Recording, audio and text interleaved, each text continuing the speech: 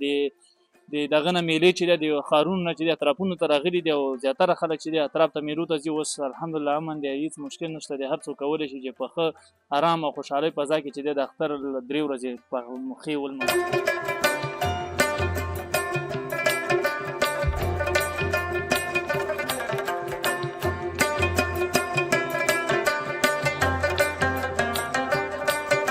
ولات اویزي چې تاسو به مخکې هم شعرونه اورېدلي چې ډېره ښایسته شاعري کوي او زیاتره برخه پکې عشقیم ده. تعویزي صاحب پروژه کې خو به د کوم شعر نه یې لیکلی؟ ولې؟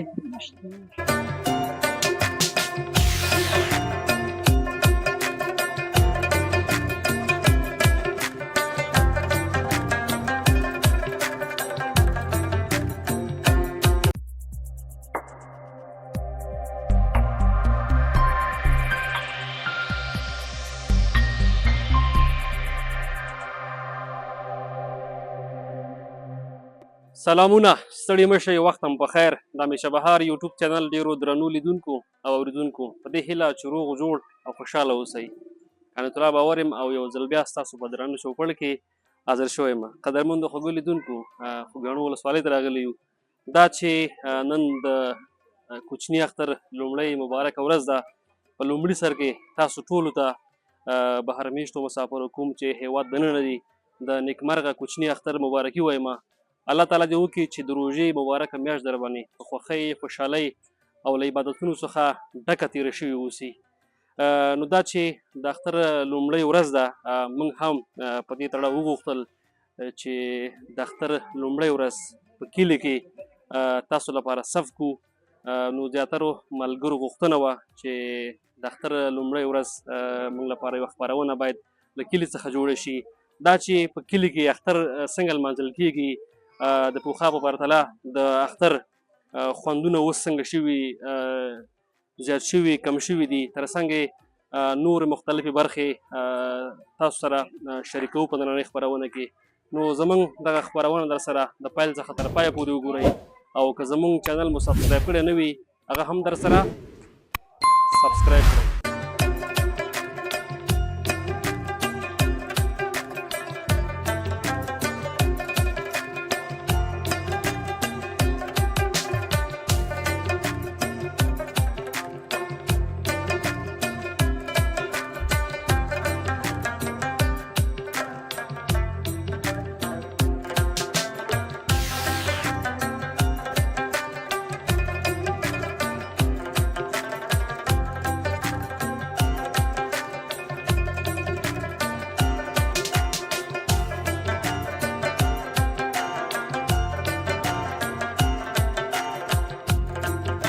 قدرمنو خوږو لیدونکو، خوږیاڼو ولسوالۍ کې یو او ومو غوښتل تاسو لپاره یوه خپرونه له کلي څخه چمتو کړو چې موږ ورته خاص او ځانګړی نوم هم چمتو کړی، اختر په کلي کې، خاص د هغوی مسافرو لپاره کوم چې د هېواد څخه د باندې دي او دننه دي.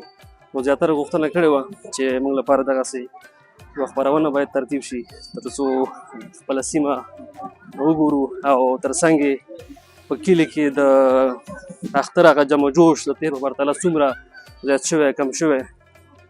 نو موږ وغوښتل دا چې دلته خلک اختر څنګه لمانځي، د لمانځه څخه وروسته خلک چیرته ځي، څه کوي، نو هغه ټولې برخې مو تاسو ته راخیستې دي.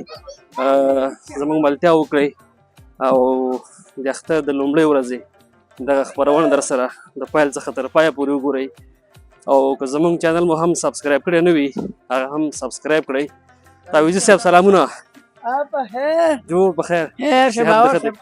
خیرت قراري دا جوړ دا دې مبارک شي. منځونه، روژې، عبادات ښې خو لا همدغلته وي به تعویزي صاحب څه کیسې دي؟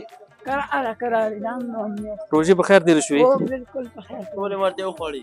نه پام کوه. خوړلې خو به دې نه وي؟ نه.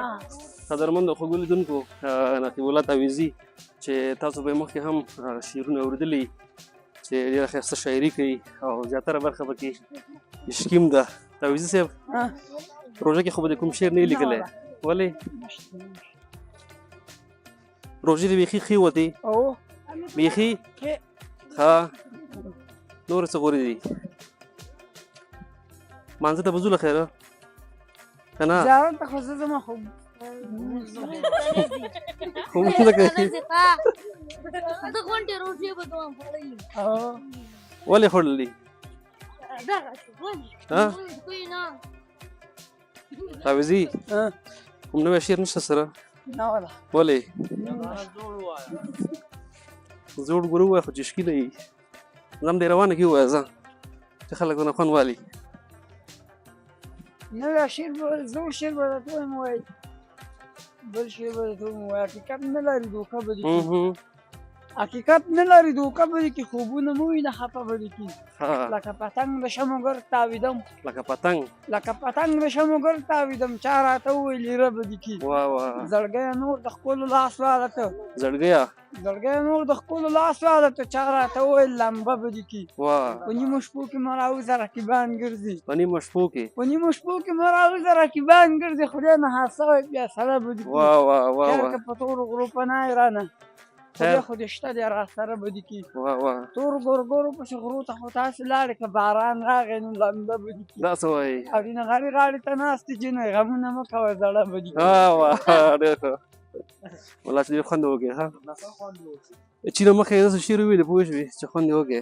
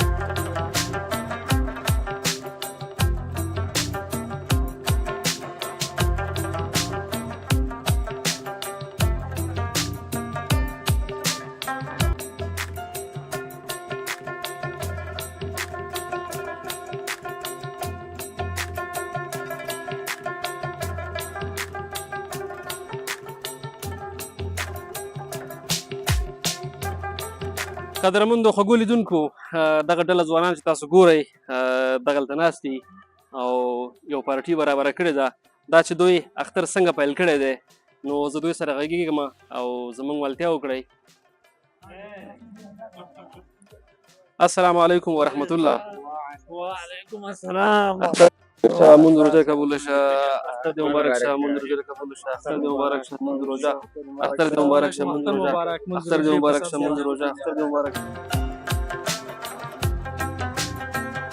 شه منذ روزه اختر دې مبارک شه اختر دې مبارک شه منذ روزه قبول شه خیر سیاتم خده قراری ده په خیر خیر مهرباني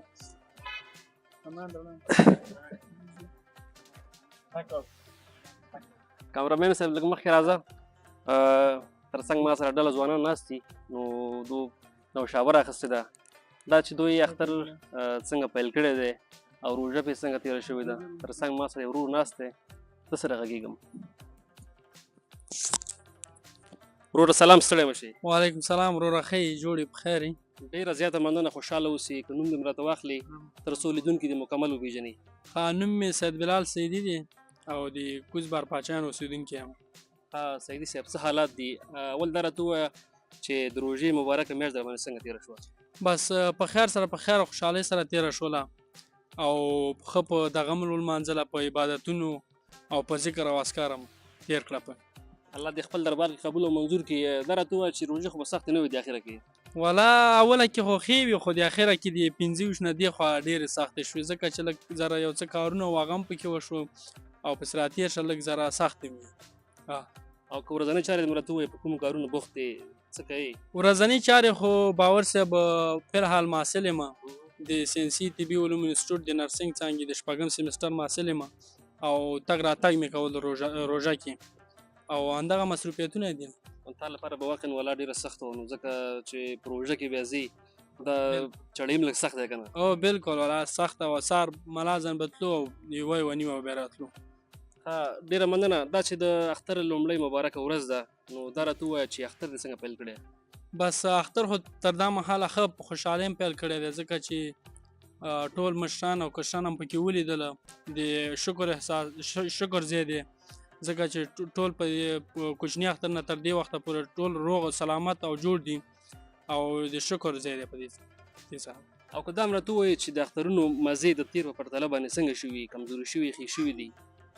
باور صاحب والا د تیر په پرتله ډېرې لږ ذره خرابې شوي دي ځکه چې ټول ځوانان چې کوم وو هغه مسافر شوي دي او د ملک څخه مسافر دي خارج ته لاړ شوي دي او هغسې اختر لکه مخکې به چې لمانځل کېدلو لکه میلې به وي هغه جنګیانې به وي پس راتېر شه نور میلې به وي هغسې اوس نشته دی او د خلکو مینه او محبت کم شوی دی. څه کول پکار دي ځوانانو دپاره باید څه وکړي د اختر کې؟ باید یو شي ځوانان یو شي او باید ټول سره مینه او محبت وکړي او ترڅنګ ورسره نور دغه وکړي. ډېره مننه. زموږ دغه خپرونه اکثره چې د کوم افغانان وروڼه چې د هېواد څخه بهر اوسېږي مسافر دي نو ګوري که هغوی ته کوم ځانګړی غوښتل یا څه ویل لري مهرباني؟ نو ټول مسافر ته ما د خوا نه اختر مبارکي وایم او پس راتېر شه ټول ته سلامونه او نیکې هیلې او ټول باید ټول ښه وي او په خیر سره راشي خپل وطن ته او کامیابه دي په خپلو چارو کې اوسي. ډېره مننه. ژوندی اوسئ. کوم شعر بیت خو نه لرئ چې اختر لومړۍ ورځ هم لکه موږ سره شریکوئ یا ټوکه مهرباني؟ یو بیت به درته ووایم مهرباني. چې نه یې منازونه به دې څه وکړي په وړو خبرو مه مراورېږه او د زړه ورته مینه لټ شته نه کونډه شته بې تپوسه زه راځه پکې اوسېږه. ډېره مننه. خوشحاله اوسئ. ژوندی اوسې کور والا.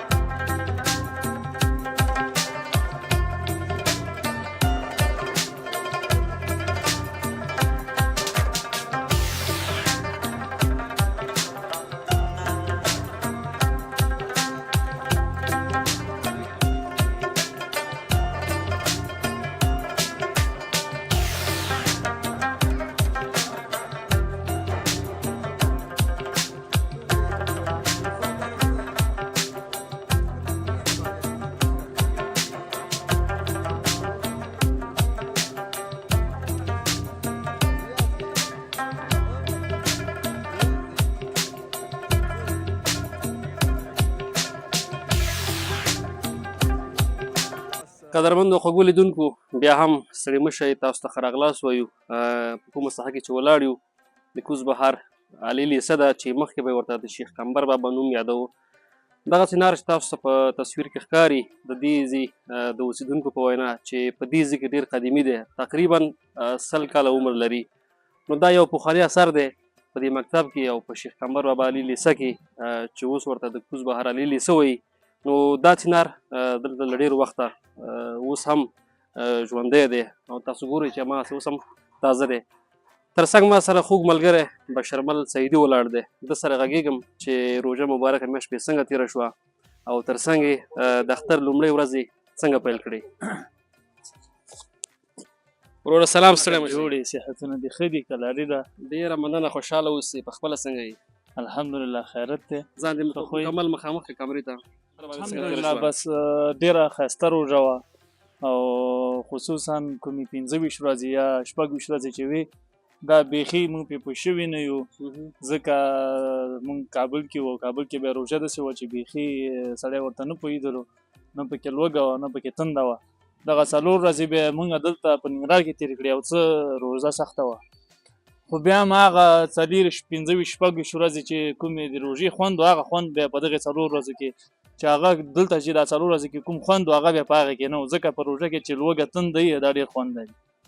ډېره مننه. دا هم راته ووایه چې نن د کوچني اختر لومړۍ مبارکه ورځ ده، اختر دې څنګه پیل کړی؟ الحمدلله تر دا مهال خو ډېر ښایسته اختر روان دی، ځکه اراده م همداسې ده چې د اختر لومړۍ ورځ چې دی په خپل کلي کې د خپل ملګرو تره زامنو سره او داسې یو کلیوالي بانډار ولرو، او تر دا مهال ټول خپل ملګري چې دی همدلته یو پلان برابرو چې یو څه برابر کړو د میلې دپاره. نو اختر مونځ هم ادا کړي، هغې نه وروسته به انشاءالله مونږ یو پلان برابرو، هغې نه بیا وروسته بیا سبا ته به انشاءالله بیا مونږ یو بل چکر چې دی کونړ ولایت ته لرو، او درېیمه ورځ به بیا به بله یو دغه چکر دپاره پلان برابرو. نو الحمدلله اوس خو تېر اخترونو کې داسې وي بعضې رواجونه وو په کلو کې چې هغه د خلکو باګۍ جنګول یا به بل څه میلې وي، خو اوس وخت کې چې دی د هغه رواجونه چې دی ختم شوي، خو امن دی، خلک چې دی د دغه نه میلې چې دی د ښارونو نه چې دی اطرافونو ته راغلي دي، او زیاتره خلک چې دی اطراف ته میلو ته ځي. اوس الحمدلله امن دی، هېڅ مشکل نشته دی، هر څوک کولی شي چې په ښه ارام او خوشحالۍ فضا کې چې دی د اختر 3 ورځې په ښې ولمانځي.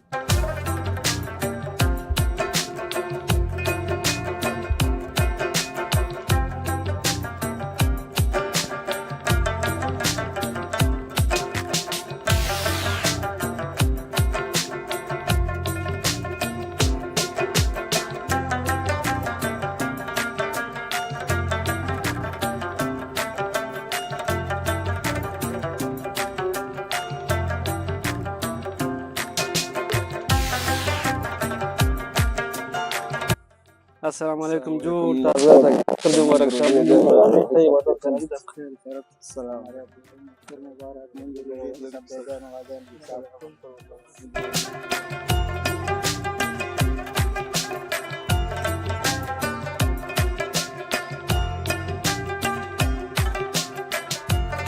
قدرمنو خوږو لیدونکو، بیا هم ستړي مه شئ، تاسو ته ښه راغلاست وایي په دې هیله چې د اختر مبارک لومړۍ ورځ در باندې په خیر او خوشحالۍ سره تېرېږي.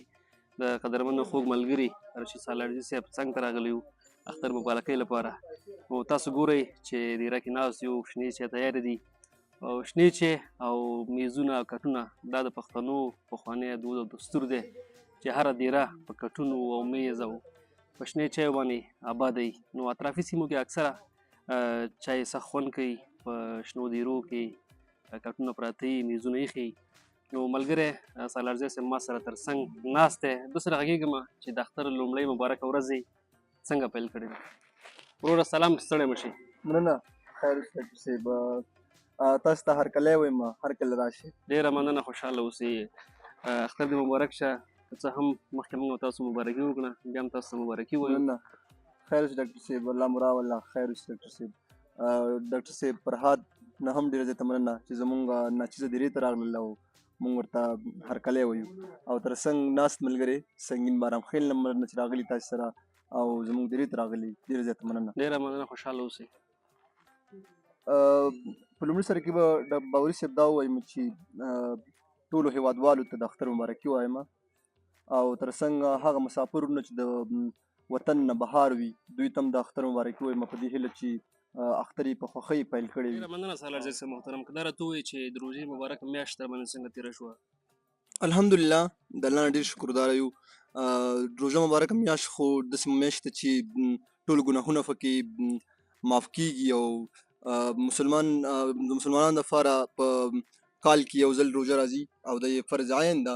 نو په همدې خاطر باندې انشاءالله موږ باندې هم ډېره ښه تېره شوله، او ډېر زیات د خوښۍ احساس کوو چې لومړۍ ورځ مو فایل کړې ده د اختر اوس، او روژه ډېره زیاته ښایسته تېره شوله. او که دا هم راته ووایي چې د اختر د دویمه ورځ لپاره، درېیمه ورځ لپاره څه پلان دی برابر کړی، چېرته غواړئ چکر ووهئ ملګرو سره؟ انشاءالله مونږ خو پلان لرو په خیر سره، که د الله رضا وي نورستان ته به م ځو، انشاءالله کابل ته به م ځو، کونړ ته، همداسې ښایسته ښایسته درو ته به ځو، ځکه مونږ خو تر خپله پته زیات مصروفیتونه لرو. تر څنګ د هغې تر څنګ همدغه یو څو ورځې دي چې زمونږ د وزګارۍ ورځې دي، او په دې کې به خامخا چکر ویو، او انشاءالله پلان مو برابر کړی دی چې زه به نورستان ته به ځو، انشاءالله کابل ته به ځو، ځینې ملګري دي چې هغوی ته به ځو. خو لکه سنت طریقه خو داسې ده ډاکټر صاحب چې لومړۍ ورځ او دوهمه ورځ باید په کور باندې تېره شي، او خپلو خپلوانو سره مثال د اختر مبارکي وشي، او بیا درېیمه ورځ مونږ چکر ته ایستل انشاءالله، تر 5مې ورځې پورې به چکر ویو. ډېره مننه، خوشحاله اوسئ. اکثره ملګري شاید تاسو سره اشنا وي، خو هغوی لپاره چې تاسو سره ناشنا دي که دا هم راته ووایي چې په کومو چارو باندې بوخت دی، کومه برخه کې هېوادوالو ته خدمت کوي؟ مننه ډاکټر صاحب، الله مو ژوندي لره خیر اوسي. زه خپله پیلن چې دی په ډینټسټرای کې کار کوم، یعنې د غاښونو ډاکټر یم او په غاښونو کې کار کوم ډاکټر صاحب. خوږیاڼو ولسوالۍ کږې بازار کې مو مېنهخانه ده او په همدې کې د هېوادوالو په خدمت کې بوخت یم. او د دې څنګه د سیکارام انسټیټیوټ د پروتوز ډپارټمنټ امیر په صفت باندې هم اوس کار کوم او تر څنګ استادي ورسره هم پر مخ وړم.